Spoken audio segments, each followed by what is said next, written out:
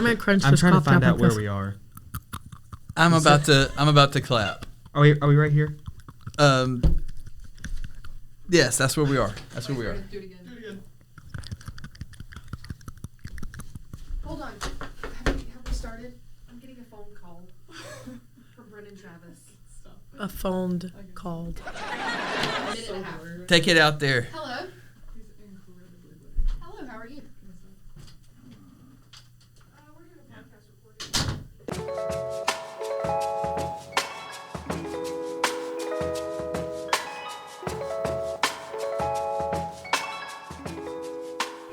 Welcome back to Table Talks. My name is Stephen Jones. I'm a Student Ministries Advisory Team Leader for the IPHC, and this is Meredith Light on the team with me. And Hello. also on the cast is Luke Cecil. Hello. Man, we're so glad you're here. The purpose of Table Talks is to celebrate all the good that happened at Youth Quest 22, to remember all the good things, to talk about things we did and things we enjoyed, things we think we could do better for next year, and to begin planning now for next year. Yes. Wow. Stephen, you covered it. All in that little bit, you covered it. That's why we're here. And we're glad you're here with us. Let's watch this clip.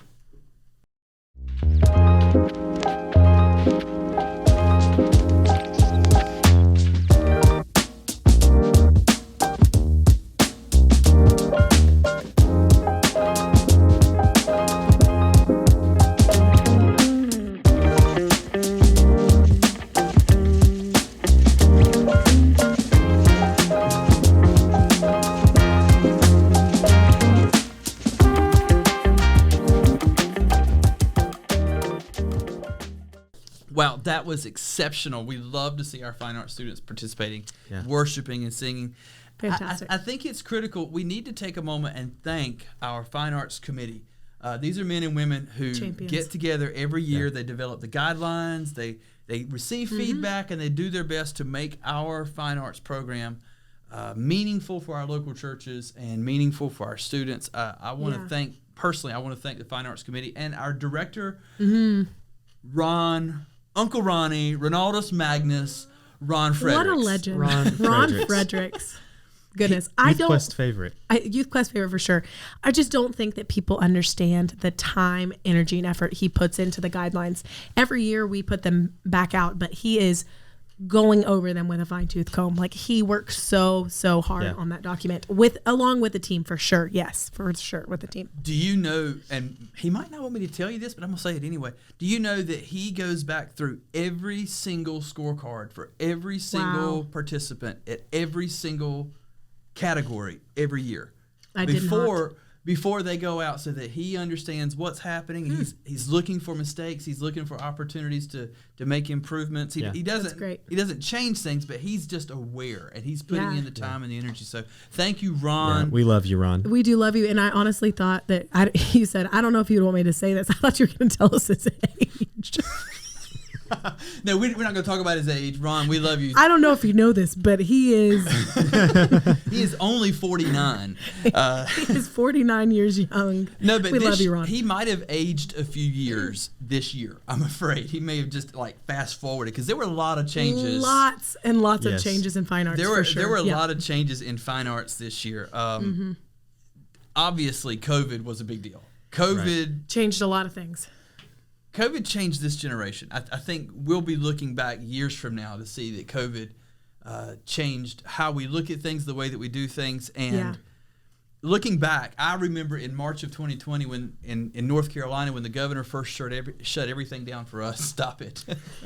When the governor first shut everything down, we had some hard calls to make. We had some local and conference level fine arts festivals that had to immediately either shut down, and eventually they all had to be canceled that year. And One of the saddest days of my life. It was really hard, and we didn't know how long it was going to take or what the future was going to look like. And so we all came together. We began to talk about, okay, this is not just a moment. This is a season, and we're going to have to reassess and reevaluate. So we took the lockdowns of 2020 very seriously, and we looked at this program, and we looked at fine arts as a whole, and we felt like some changes really needed to be made. Yeah.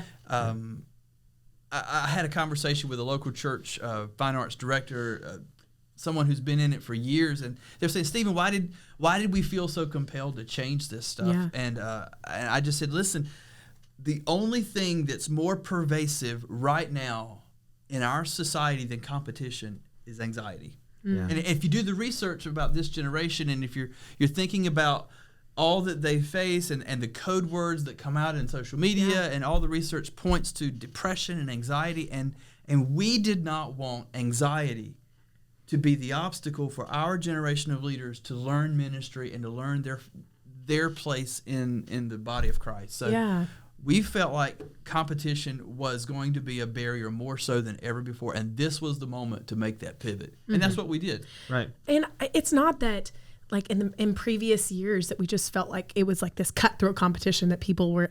I never experienced that in a room. I mean, I remember even participating in fine arts when I was younger, and just like thinking how cool it was that I was surrounded by people who loved to do the same thing. Yeah. And it did feel a little strange, like getting on stage to be like, okay, am I going to be first place or am I going to be second place? Like, is my ministry good enough? Like, it's just some kind of almost mind. I can honestly say some of my closest friends are people that I competed against. Yes. And it wasn't that we saw each other as rivals or anything like that. It was we saw each other as that's my friend and he's also a musician, or that's my friend and she's also a singer, and it's really cool to have those friendships. Yeah, it is definitely cool to have those friendships. More than ever, we see the future, and we're saying, okay, this is where we're going to go, and this is how we believe. Instead of looking at it negatively, we're saying, hey, this is an opportunity for us to engage students with mentors and with leaders who can develop that relationship. So instead of saying we're taking away something, no, we're emphasizing. For sure. Yeah. We're emphasizing that we need these mentors, we need these role models in our lives to help us to develop and to grow. That was a win. We believe that's a win. I definitely think that was a win. In so many of our conferences and local church festivals and even our nationals, when we're having these leaders who are pouring into the lives of our students, they're getting good advice. Yeah. And I believe, and Luke, you were actually an evaluator at the Nationals. I was. Me and Meredith actually got to be an evaluator at the conference level. Yeah, conference level. It was at the Heartland Conference. And I wish whenever I was in fine arts that I had something like that, because, if you've ever gotten the scorecard before, they write the comments in there. And sometimes written comments or typed comments sometimes they can be taken the wrong way. Sure. Right. Just like a text message. Right. Just like a text message or an email, it can just be taken, the tone can be taken the wrong way, or you could read something and, what did they mean by that? But you don't know who wrote it, so you can't ask. Sure. Yeah. And I think that the evaluation aspect where you got the one-on-one time with the student, with the participant, and you got to pour into them and, give them perspective and help them gain experience from somebody who has had experience in fine arts. And I wish that I had that when I was in fine arts. Yeah. Certainly. One of my favorite moments was seeing Luke. There was a student who had played the guitar and sang, and Luke gave him practical advice that he would not have been able to write out fully on the piece of paper. And he said, "Hey, buddy, why don't you try standing in front of the mirror and playing your guitar and watching yourself, just to help with getting ready to go on stage and perform." It's not what I meant. Well, go on stage and do the ministry. You say that, Mary, but that has been one of the challenges that we've encountered is when you change this program, we're changing your culture. And yes, and what the am language. I about to say? What am I about to say? Yes. You got to change the language, because we're not about competing. We're not about winning. We're about becoming who God called us to be and becoming what He made us to be. So, removing these vestiges of winner or loser or competing, it's tough, and we've been doing it. People still, we still talk about talent quest and team talent. And we're saying, we're shifting the language. We're going to our fine arts festival because we want to focus on what our students are doing. We want it to be about them and about where God's leading them, and that's our focus. And so that was a challenge, is kind of beginning to move away from some of the old language. We talked about how difficult it was to do live evaluations, adding that time into our schedules. Yes. It's different. It's really different. Especially, it's different than even a conference level, like figuring out how to do those live evaluations at a national level, Sure. and in a timely manner. Right. And I'm just want to say thankful. I just want to say thank you to all of the participants and all of the leaders for the patience that they had this year at Youth Quest. I think and I know in my heart that it was worth the time. Yes. It was worth the time. I can't help but remember some of the conversations I've had with discipleship ministries directors and folks who were able to listen in on some of the conversations. We had leaders who prayed with their participants after an evaluation, who had a chance to do real ministry with these students. That's what we're trying to get to. That's something that you can't get on a piece of paper. Not at all. Yeah. Not at all. So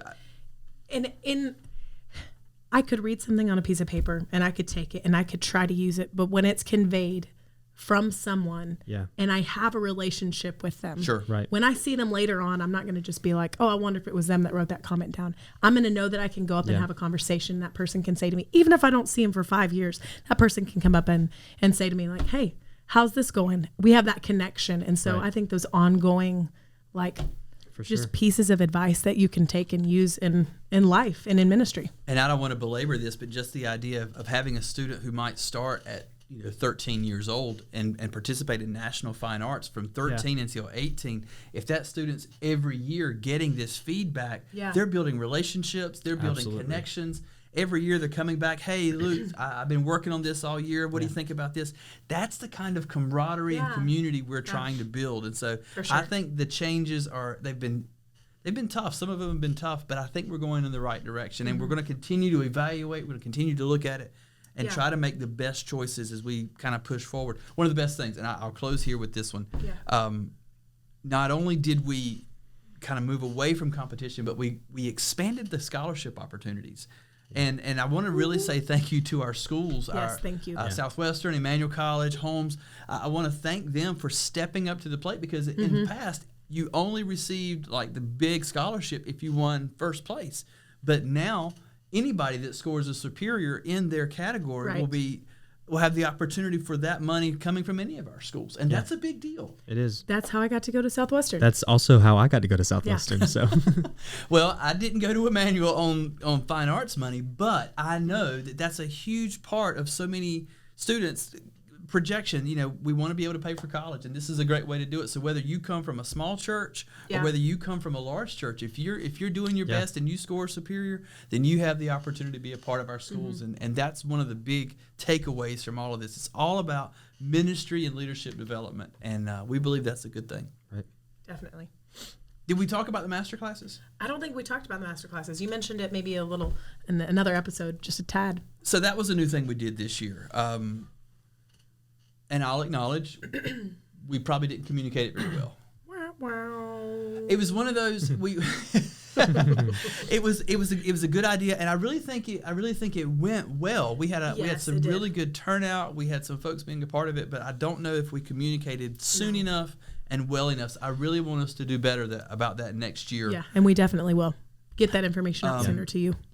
But the master classes give us a chance to actually partner these students and these leaders with each other and to learn and to grow before the Fine Arts Festival happens in the afternoons. Yeah.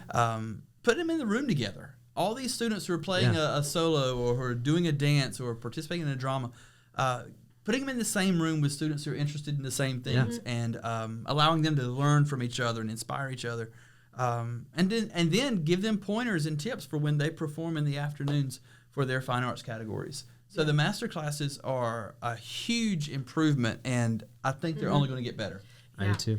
I popped in and out of every single one of them, and I just loved seeing the people engaging with the leader of the master class. I mean, I popped into Tara's for a little while, and I got the chills immediately. I mean, at one point she was having everybody stand on chairs. Like, there was a lot of things happening in there, but you could just tell that they were having such a great time around like-minded people. And I remember that being something that was so impactful to me back when I was in Youth Quest, just seeing people that were like me. Like, I came from this super, super tiny town. Like, I was the only youth member at my church.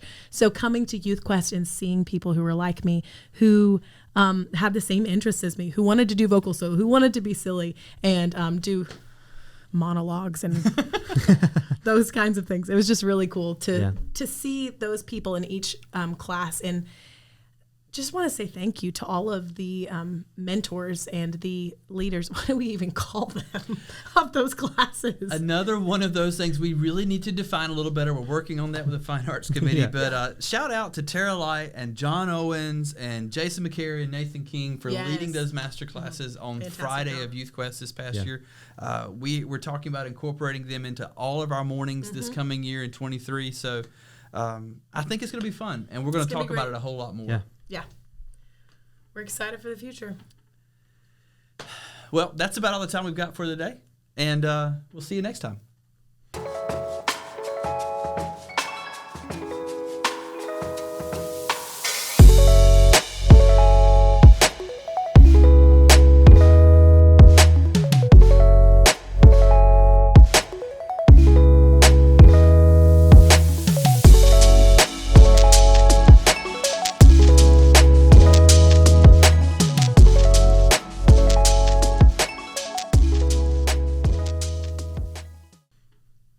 La la la la la la